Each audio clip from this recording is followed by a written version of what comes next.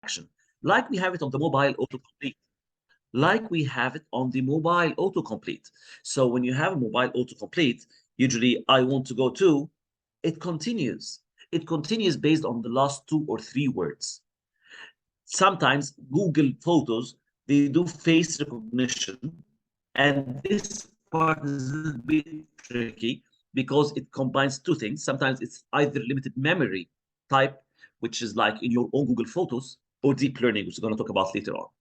But I just want you to understand that the limited memory is I know this and that, so I can deduce this. Nothing more than that. I do not understand the history. I just have a limited memory. And we've all passed by the deep learning. And this you can find it when someone of your friends have a photo and you're in the background. Then you find that Facebook tells you, is this you? This happened by deep analysis and deep learning of the photos, sometimes done to the speech, understanding the certain someone. I can realize if this is the same as Yasser speaking, someone else is speaking. This by making deep learning. And this is usually done by understanding long historical data, where you get to know we have too many data before, so you can deduce the data and can verify it. And one of the most commonly used applications is the pattern recognition in the scans. Right now, I personally know at least 3 or 4 solutions which are being developed to be able to analyze the scans for medical uses, to be able to understand and analyze if this is a cancer, is this a bone injury. All of this can be learned exactly like the human is being taught. So they see this picture, you see this fraction. This means that this needs X and Y and Z. I'm not a doctor myself, so I don't want to talk more about the medical part, but it's simply understanding the pattern recognition. And based on that, we have a few recommendations. Or maybe right now there are some software that writes the whole diagnosis for scans. And it's widely used worldwide, either as guidance, which is the main use right now because they still need a doctor to verify it. But I think soon it may replace or make, actually not replace, it will make doctors' life much easier. Than it is right now. And that's not all. Actually, there's something called robotics AI, which one of the most famous dogs is the Spot dog, which is done by Google. So this dog is able to identify how it walks on the ground according to the type of the ground. So if it's glass, it will walk a little bit cautious. If it's sand, it will have a more of a hard grip. And this is AI as well. And what had been emerging and what I really like is the natural language processing. It's understanding the language, not with the words, but with the context and understanding of the whole concept. So for example, if I'm gonna tell you, I'm gonna write. It's actually there. It's there on Word, or Microsoft Word. If you, I took their cat, but instead of writing there THEIR, I wrote it THERE. So it's linguistically right, but contextually wrong. And there where the blue underline happens in Microsoft Office. So this is called natural language processing in a way. So we understand the whole context to be able to identify the word and understand it. And this is how humans learn. And this is a very important, so we can understand the context, not just the words. And maybe the one of the still underdeveloped tools is called the self-aware AI. The self-aware AI is an AI which knows it's an AI, it's not a human. They've been trying to develop it, but so far it's still experimental. It's not live yet.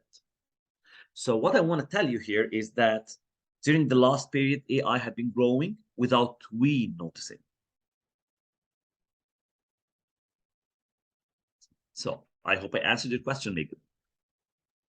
Right, yeah. That's very interesting, seeing all the different types of AI that has been developing throughout the years.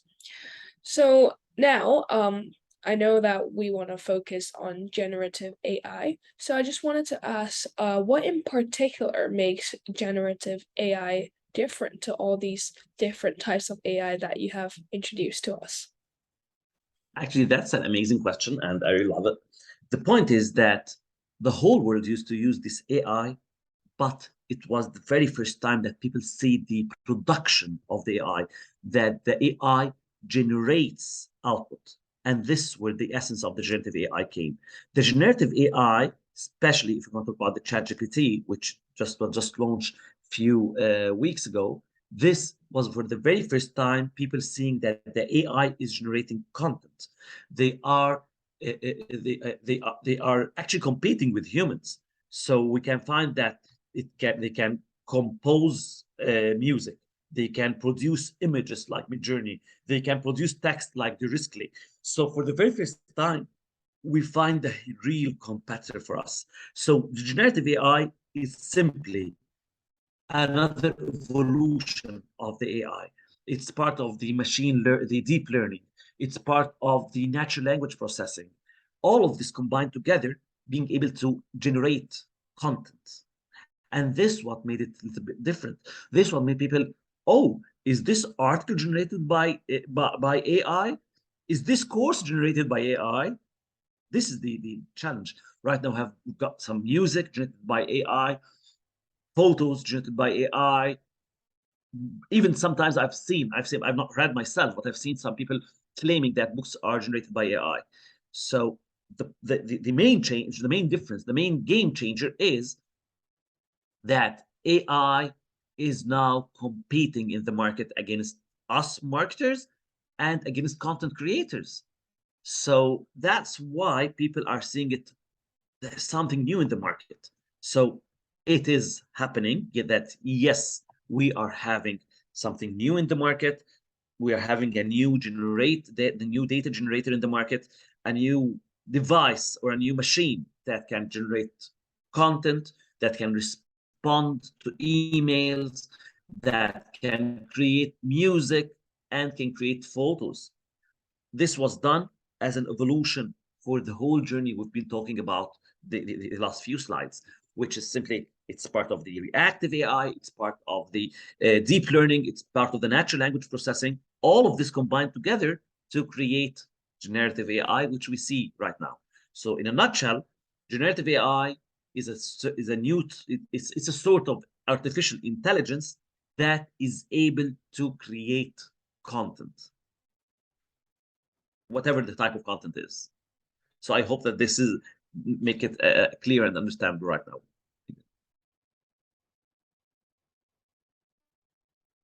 Yes, it does. Thank you, Yasser. So now, moving on, after we understand this whole generative AI, let's talk a little bit about reputation management. Why is that so important for different companies? Okay. I've been working in digital marketing since 2010, and to be honest, I've been seeing that people were not giving it the proper care back in 2009, where I made my master's about the social media. People were not giving it that importance. People were not thinking, oh, is it important? It's just a toy. It's just by then there was no Instagram, so just Facebook. So people didn't give much care about Facebook. So just let them play around it. No one cares about it. And for that reason, many companies were late to go to the social media world. But now, right now, I think what I'm saying right now is part of history. So everyone cares about social media and knows that it's important. But the problem is that very few companies really care about their reputation, cares about how they look like online. So you can find like top sellers, even top chains that are online and they are not managing their reputation. And if I ask them, what about your reputation? Maybe they don't know the answer. The point is that right now, the power of the customer is everywhere. So the customer is being able to control the companies in a way or another by having reviews everywhere.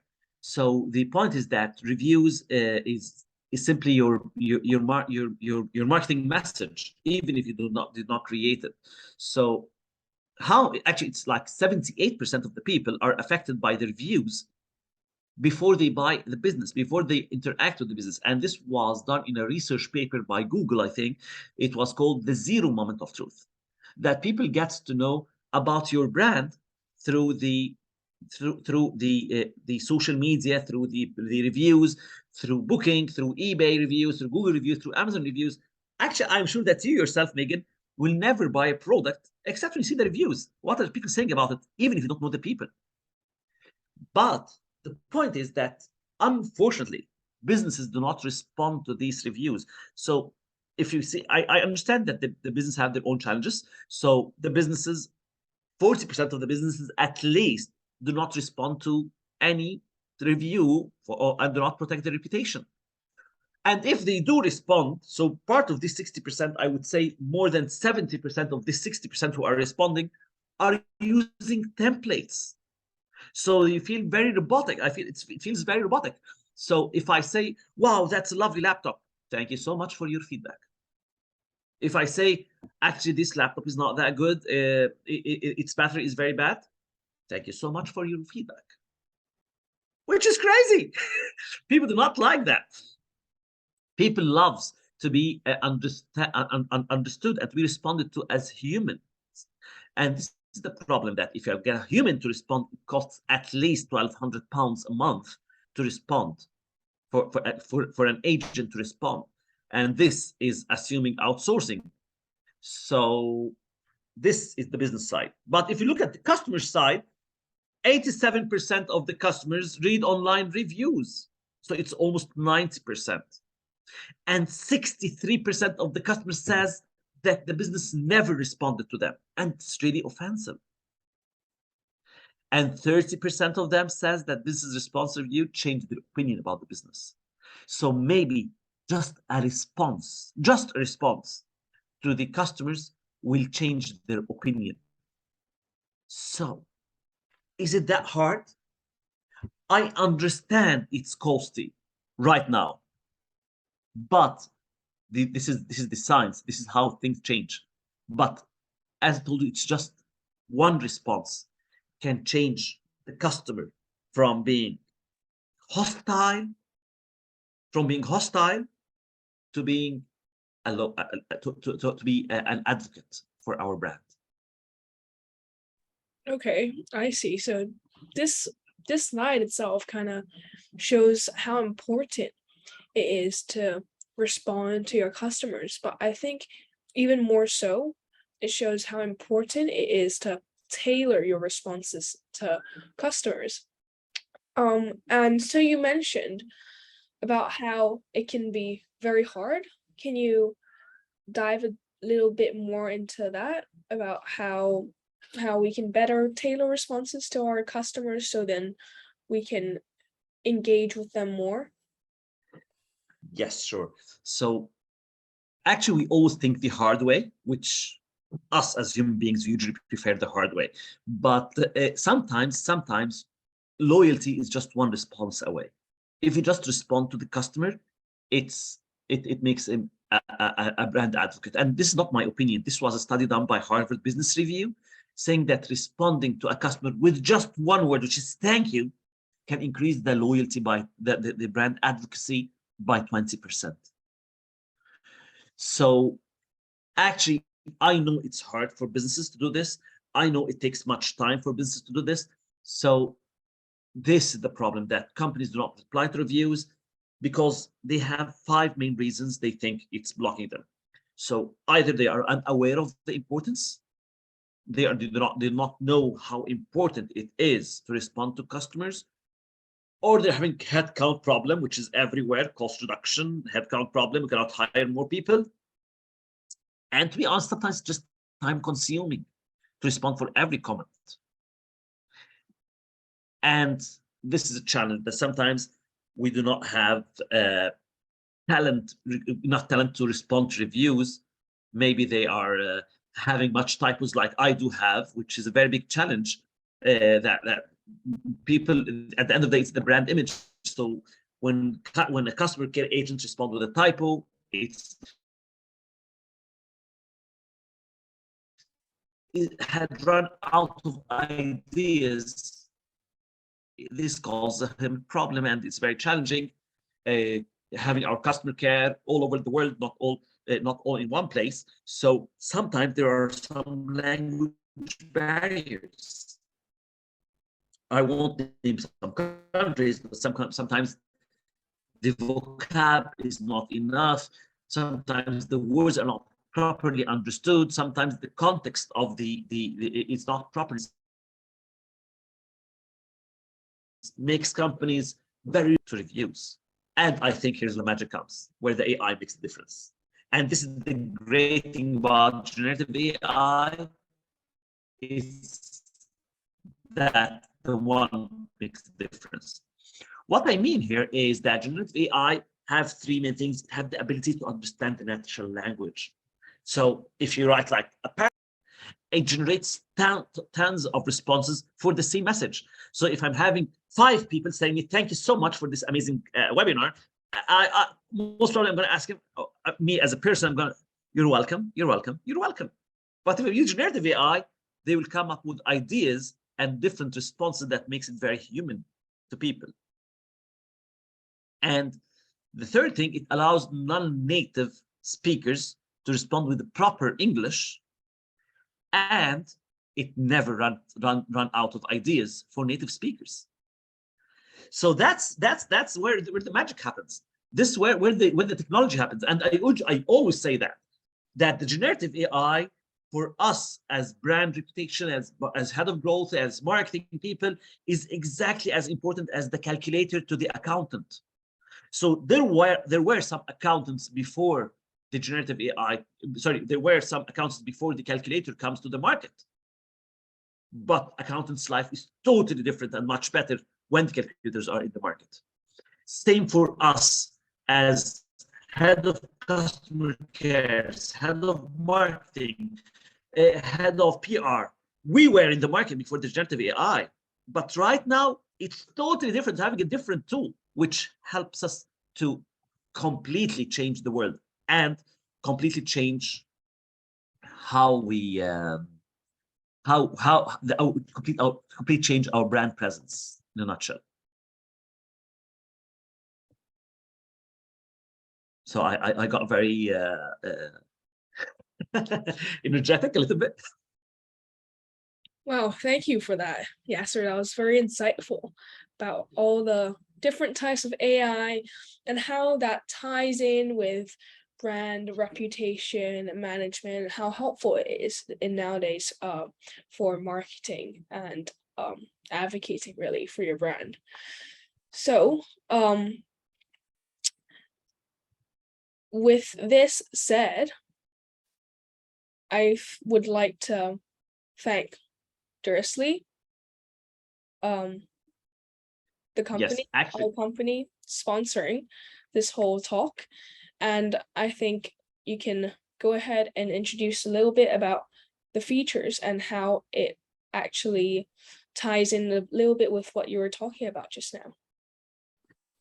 yes, sure, Megan. So I really want to ask, thank Dursley for this opportunity. And so Dursley, for those who don't know it, it's a new AI solution that was created by Oxford scientists. Its main objective is to use generative AI to protect the brand reputation across the different channels. If you did not try it, I would really urge you to go to www.deriskly.com and register for the 14 days trial. It's a really nice thing to do.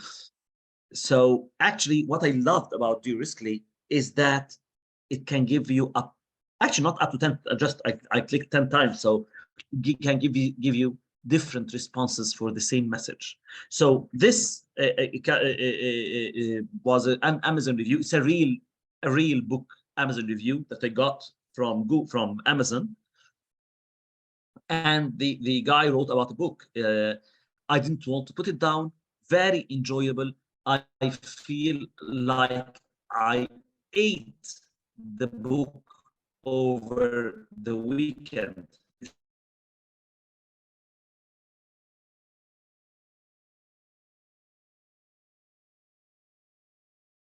you about a book on Amazon.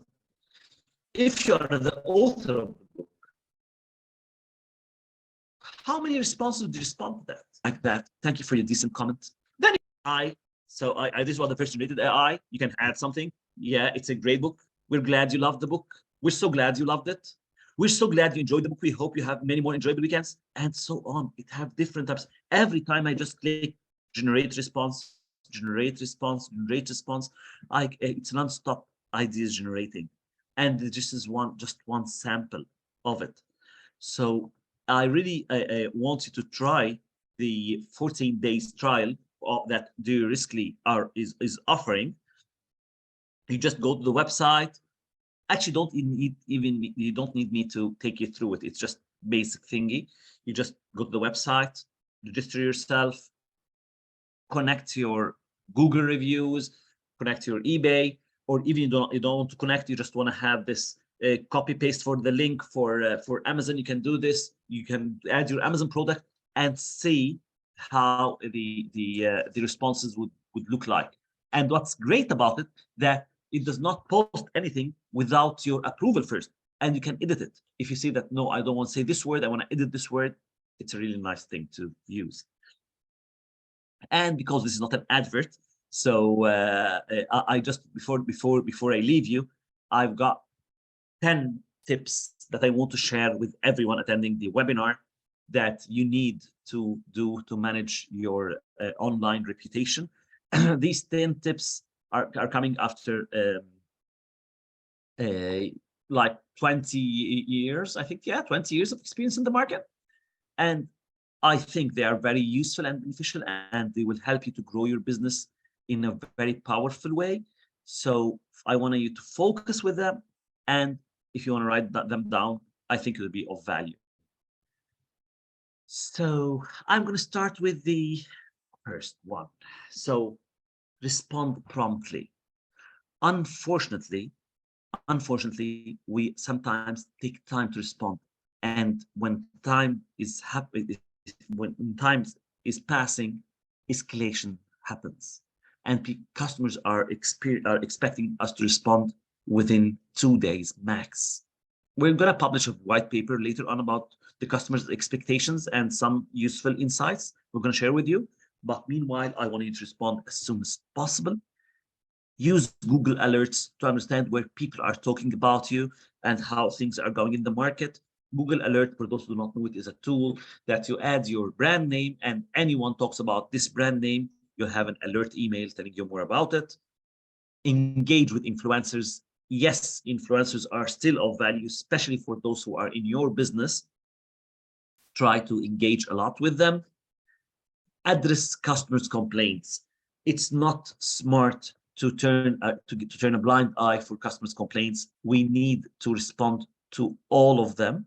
So always respond to customer complaints and use Duriskly, because it will help you a lot. It will save you much time responding to messages and reviews. And this is not my opinion, as it's a biased opinion for sure, but it's the customers' opinions. They've been sharing this information with us, and it has been saving hundreds of hours for our businesses. Monitor your online presence. Do not take it for granted. Not because you are online means that you are effectively online. Sometimes it harms you to be online. Encourage customers to write positive reviews. If you feel that the customers are happy with your product, ask them to write you a review and push on it everywhere. And you must respond to the reviews. Do not pass any review without responding to it, positive and negative ones. And it's not just a second, I have a sneeze. Okay, it went away. Sorry. And finally, the last thing, stay active on reviews websites. This will help you grow your business. This will help you have better online presence. This will make your business nourish and grow in a very good way. And I hope it turns to profits and revenues. And this was also in one of the studies made, I think, by Trust Pilot, if I can remember correctly, that just responding to reviews increases the profit by 21, the revenues by 21%. Thank you. Thank you, Yasser. Very insightful statistics that you have provided, and those tips I think would be very, very helpful for those who are trying to start their own business or running their own company and trying to manage their online reputation. And so Thank to you so much. everyone in this webinar, I would just like to thank you so much for participating. And if you have any questions, feel free to submit it in the chat box below, and we'll get back to you as soon as possible. And if there's nothing else to add, Yasser, thank you so much. Nothing from my side. I want to thank you all. It's just an amazing webinar. I hope it's a good webinar. I hope it's useful. I hope it's more of a practical one, more than just theoretical thingies. So, and I hope everyone liked. Thank Thank you you. so much, Megan, for your time. Thank you, everyone. Thank you, all the attendees, and see you in the next webinar. Thank you, Megan. Thank you.